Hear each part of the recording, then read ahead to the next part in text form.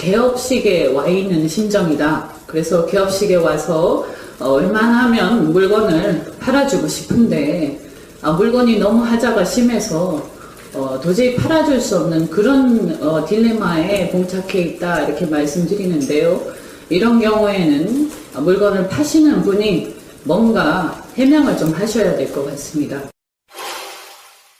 예, 국민의당이 갑자기 핫하게 떠올랐어요? 아무래도 이제 이낙연 총리 후보자 네. 청문회를 두고서 이제 국민의당이 약간 오르내리고 있는 것 같아요. 사람들 입에. 그게 네. 이제 인사청문위원이 13명인데 네. 결국에는 보고서가 채택돼서 7명 이상이 찬성이 돼야 되는 상황이에요. 이낙연 국무총리 후보자가 국무총리가 되려면 네. 일단은 그 청문위원 수를 보면은 민주당이 5명, 자유당이 5명, 국민의당이 2명, 바른정당이 1명이에요. 네. 그러니까 7명 이상의 찬성을 이끌어내려면 민주당은 일단 5명은 찬성하겠죠. 그런데 자유당 5명이 일단 반대를 하겠죠. 그럼요. 근데 바른정당 1명은 좀 애매하죠. 근데 현재 상황으로는 반대할 거예요. 네. 그럼 결국에는 국민의당 2명이 캐스팅 보드를 쥐고 있는 거예요. 그러니까 중요한 상황인데 결국에는 어제였죠. 26일 오전에는 일단은 이 후보자가 호남 출신이고 그리고 정권 초기에 발목 잡는 모습을 보여주지 않으려고 국민의당 쪽에서도 박주선 비대위원장이 협조를 하겠다. 뭐 이런 식으로 시사를 했다가 오후 들어 갑자기 채택을 거부해버렸습니다. 그러니까 26일 날 채택되려고 했었는데 이게 이제 무산이 되어버린 거죠. 네. 네. 최명길 원내대변인이 논평을 하고 관련해서 지금 이낙연 국무총리 후보자의 결격 사유로 일컬어지는 게 일단 배우자의 위장 전임 논란이잖아요. 네. 네. 다른 부분에서는 그렇게 크게 흠결 사항이 없어요. 제가 봐도. 다른 부분은 논란 정도고 그 뭐 부인의 그림을 뭐 대작했나 뭐 아들이 병역 기피를 했다 이런 것들은 다 부정을 하고 있는 상황인데 딱 그 인정을 한 게 위장 전입 문제인 거죠. 네, 그렇죠. 그런 부분 때문에 적절하지 않았다 그런 부분인데 결국에는 5대 고위공직자 배제 기준 중에 하나가 위장 전입이에요. 위장 전입. 네. 그러니까 그게 딱 걸리니까 국민의당에서는 이제 명분이 잡은 거야. 우리가 반대할 수 있는 명분. 위장 전입 자체가 범죄이긴 하는데 네. 그걸 가지고 이제 막 물어뜯으면서 대통령한테 사과를 요구한다던가 좀 그거는 약간 뭐라고 하죠? 초점 흐리기? 발목 잡기지 뭐. 네, 그런 네. 것 같아서. 자기들이 안 하겠다는 발목 잡기를 결국에는 시전을 한 것 같고요. 이게 5가지 원칙을 딱 제시를 해놓고서 후보들을 이렇게 쳐내려고 했잖아요. 네. 근데 그거가 사실 원칙주의라고 이제 얘기를 하는 건데 사실 원칙을 내세울 때는 본인한테도 적용이 되는 원칙을 내세워야 되는 거잖아요. 그렇죠. 그래 공정한 원칙이 따를 수 있는 건데 네, 본인한테 더 엄격해야지. 네. 그렇죠. 그렇기 때문에 정부에서 그 원칙을 내세운 걸 본인들을 위해서 만든 거지만은 마찬가지로 자신들이 적용을 시켜야지 맞는 거기 때문에 네. 제가 봤을 때는 그렇게 막 나쁜 거라고 보이진 않고요. 네. 원칙을 세울 때 왜 이런 그 위장 전입을 왜 원칙으로 세워놨는지 네. 그 원인을 먼저 밝히고 그 원인에 따라서 이 경우에는 이러한 이유가 있기 때문에 그나마 좀 원칙을 훼손하지 않는다. 근본 원칙은 훼손하지 않는다. 이런 설명이 돼야 되고 네. 그렇다면은 이제 충분히 이해가 될 수 있는 부분 같아요.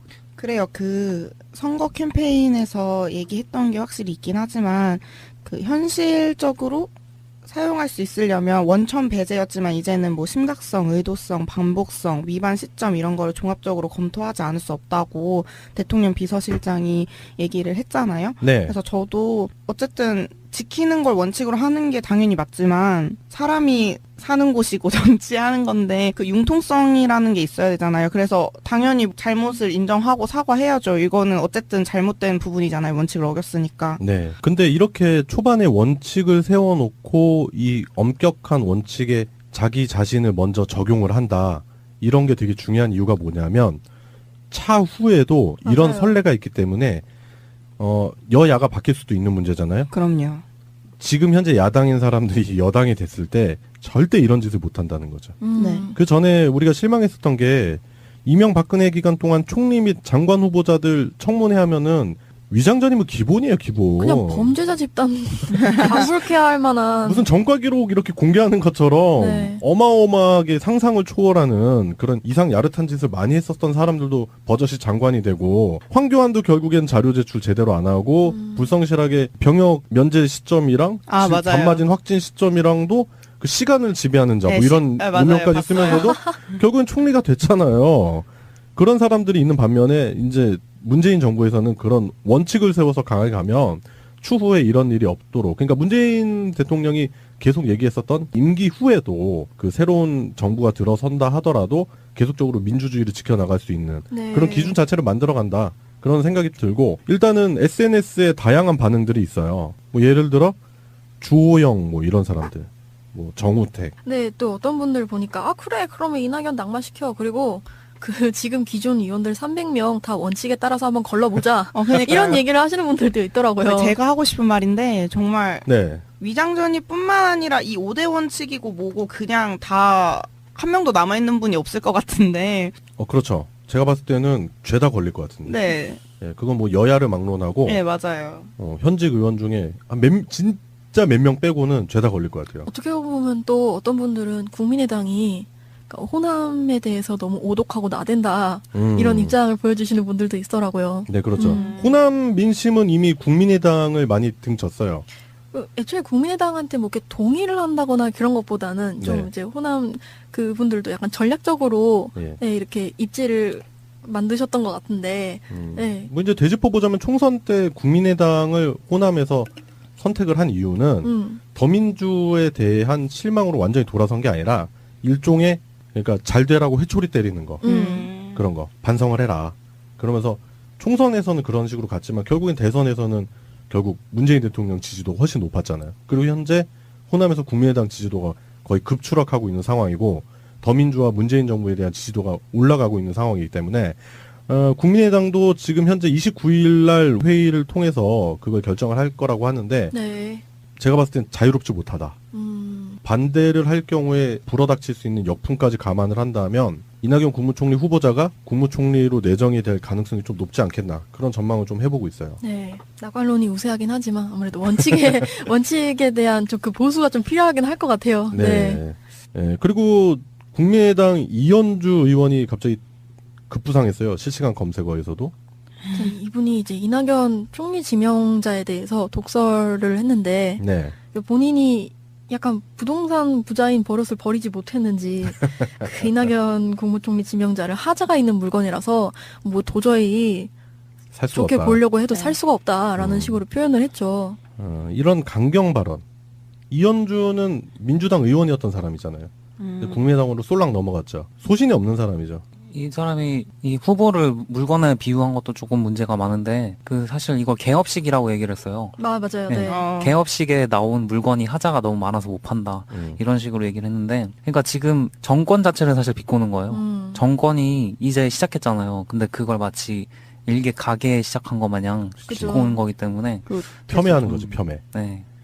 대통령을 물건 파시는 분이 나와서 해명해야 된다 이런 식으로 얘기를 했으니까 네. 그냥 뭐 대통령이 물건 파는 사람이고 뭐 정치가 뭐 개업하는 가게고 그렇게밖에 안 보는 거죠. 국회의원으로서 가져야 되는 기본적인 소양과 자질 중에 그 적절한 그 발언 수위가 있는데 그 수위를 이미 넘어섰다. 그러니까 자신이 민주당이어서 국민의당으로 넘어왔고 그런 정치적인 소신도 없는 사람이기 때문에 오히려 과거에 자신이 몸담았던 곳을 더욱더 강경하고 악의적인 언어로 비하를 시켜야지 자기가 과거의 일에 대한 면피? 뭐 이런 그런 그쵸. 개념으로 좀 생각을 하는 것 같고, SNS에 이현주 씨 삼행시가 많이 떠돌아요.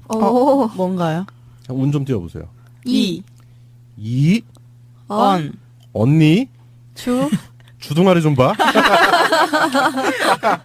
짧다. 완전 명쾌하다. 괜찮죠? 짧고 굵다. 패친이 이렇게 한번 올렸는데 바로 공유해버렸어.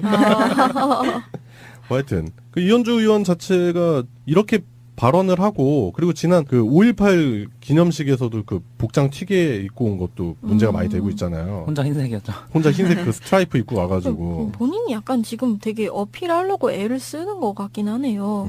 뭔가 이제 나 이제 철새하는 건 좀 지치니까 여기에 둥지를 틀어서 국민의당의 잔다르크가 되겠다 뭐 이런 거. 나이가 인기인이 되어야지 막 이런 느낌인 것 같은데. 네. 근데 이거 되게 큰 틀에서 보면 되게 웃기는 게 국민의당이잖아요. 네. 근데 국민의 90%가 지지하는 문재인 정부를 폄훼하는 그쵸. 거잖아요. 네. 그러니까 굉장히 너무 좀 아이러니한 게 많죠. 그러니까 방송 모두에서도 제가 얘기했는데 뭐 국민의당 뭐 국민을 위한 당이라는데 과연 그게 맞냐고 말씀드렸잖아요.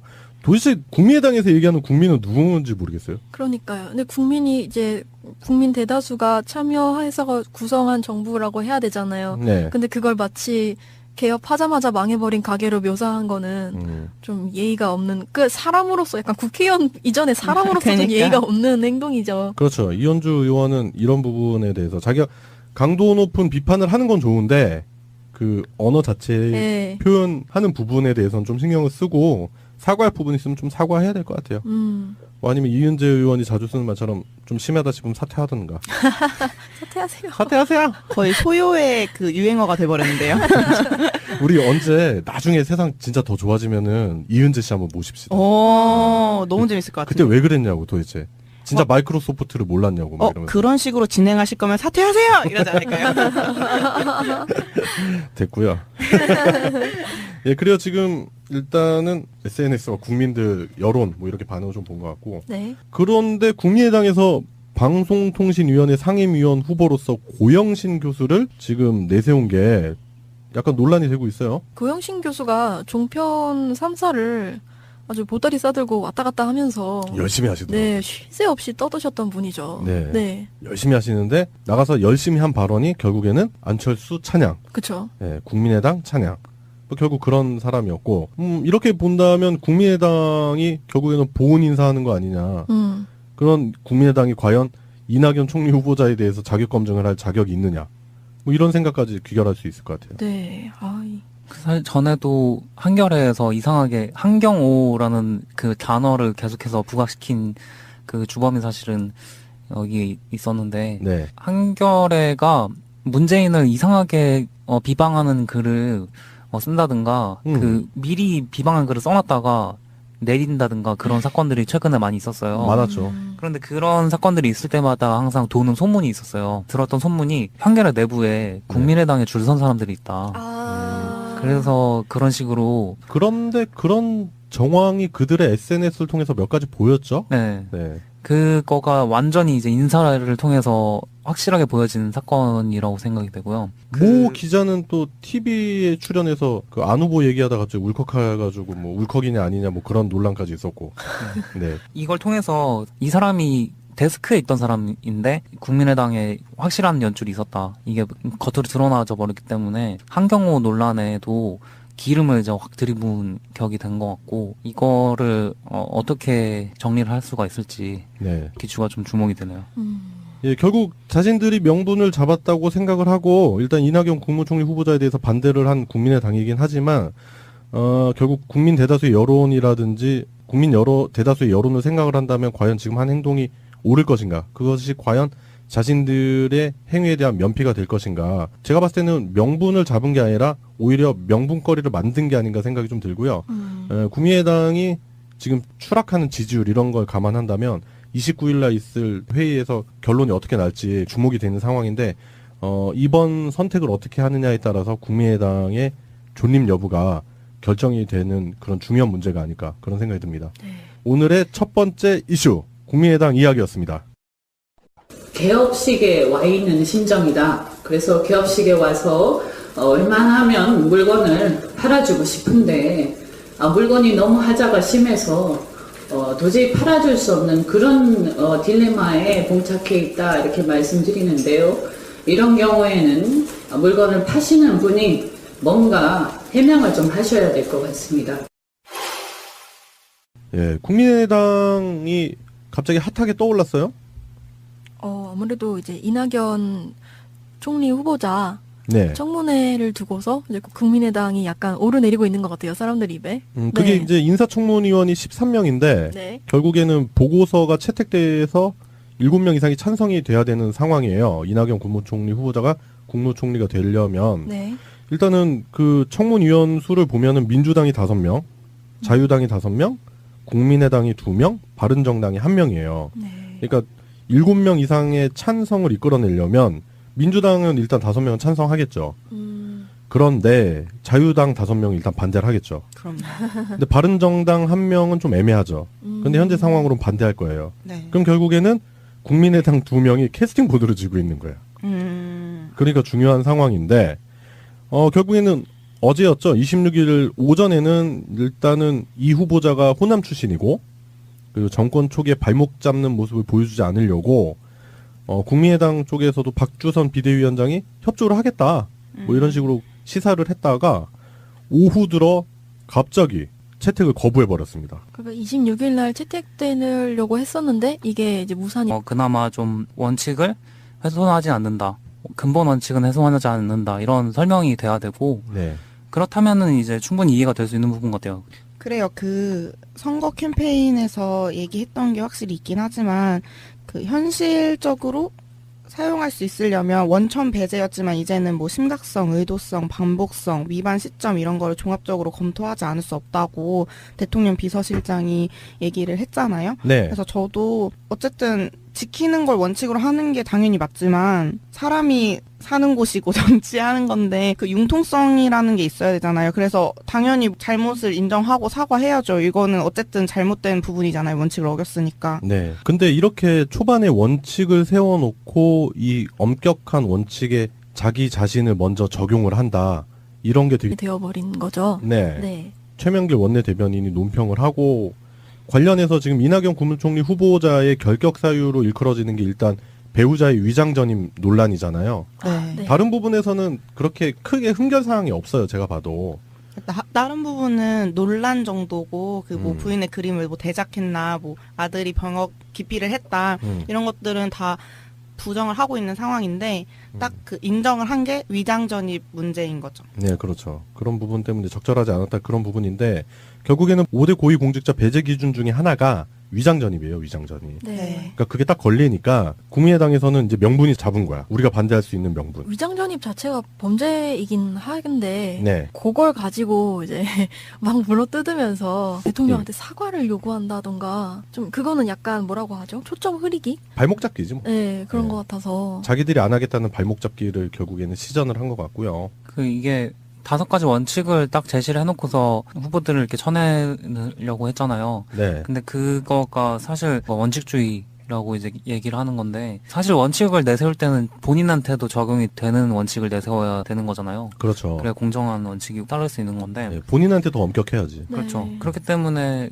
정부에서 그 원칙을 내세운 걸 본인들을 위해서 만든 거지만은 마찬가지로 자신들이 적용을 시켜야지 맞는 거기 때문에 네. 제가 봤을 때는 그렇게 막 나쁜 거라고 보이진 않고요. 네. 원칙을 세울 때 왜 이런 그 위장전입을 왜 원칙으로 세워놨는지 네. 그 원인을 먼저 밝히고 그 원인에 따라서 이 경우에는 이러한 이유가 있기 때문에